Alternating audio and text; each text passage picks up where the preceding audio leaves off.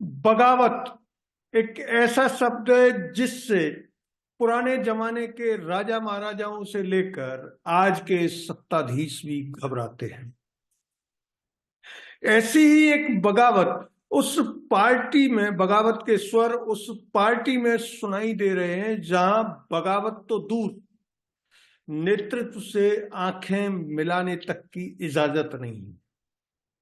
हालांकि बगावत से पिछले 10 साल से कांग्रेस जैसा विपक्षी दल जूझ रहा है और उसकी पोजीशन ऐसी हो गई है कि सने सने उसकी दीवारें दरक रही हैं। हर राज्य में उसके एमएलए सत्ता के लालच में बीजेपी के साथ जा रहे हैं। लेकिन बीजेपी को पहली बार, पिछले 10 साल में पहली बार बगावत का सामना करना पड़ा। इस खुली बगावत का झंडा उठा रखा है राजस्थान के चूरू जिले के सांसद राहुल कसवा ने।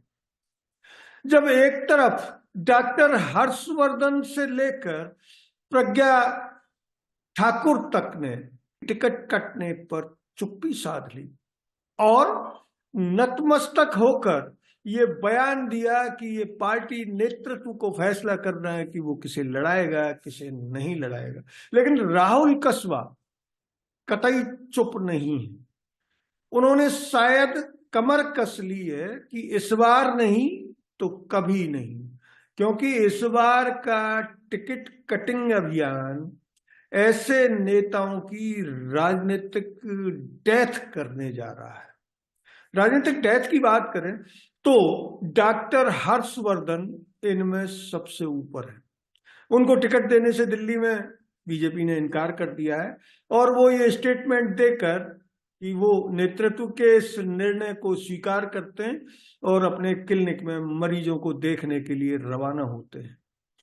केंद्रीय मंत्री मीनाक्षी लेखी से लेकर अन्य नेताओं ने भी टिकट कटने पर बगावत तो दूर, नेतृत्व के चरणों में सिर ही झुकाया है। प्रत्येक राज्य में ऐसे लोग हैं जिनके टिकट कट गए।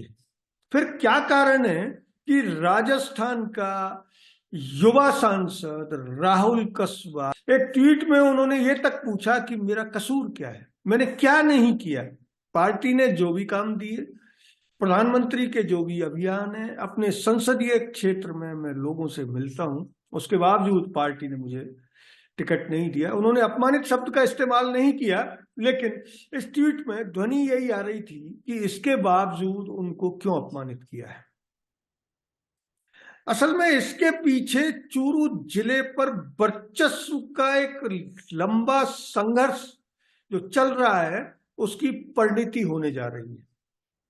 राहुल कसवा का टिकट कटना उस लंबे संघर्ष की अंतिम आहुति के तौर पर देखा जा रहा है। चूरू जिले में पिछले 3 दशकों से राहुल कसवा एक ऐसे युवा सांसद के रूप में उभरे हैं जिन्होंने जाट राजपूत में बिखरी हुई या बटी हुई चूरू जिले की पॉलिटिक्स में अपने आप को स्थापित कर लिया है और वो जाट आइकन के तौर पर ही बगावत के इस झंडे को थामकर निकले हैं। खबर मिल रही है कि राहुल कसवा 3 विकल्पों पर विचार कर रहे हैं। पहला, कांग्रेस अगर टिकट दे तो उनके पिता को दे। उनके पिता 4 बार सांसद रह चुके हैं चूरू संसदीय क्षेत्र से। अगर टिकट देने में कांग्रेस आनाकानी करती है तो राहुल स्वयं निर्दलीय उतरने पर भी विचार कर रहे हैं। इसके लिए वो लगातार अपने समर्थकों से संपर्क में हैं और ये था लेने की कोशिश कर रहे हैं कि अगर वो निर्दलीय उतरते हैं तो क्या त्रिकोणीय संघर्ष में उनकी पार पड़ सकती है। क्योंकि अगर राहुल कसवा निर्दलीय उतरेंगे तो कांग्रेस निश्चित तौर पर अपना एक प्रत्याशी उतारेगी और संघर्ष तिकोना होगा। तिकोने संघर्ष में क्या वो जीतने की स्थिति में होंगे?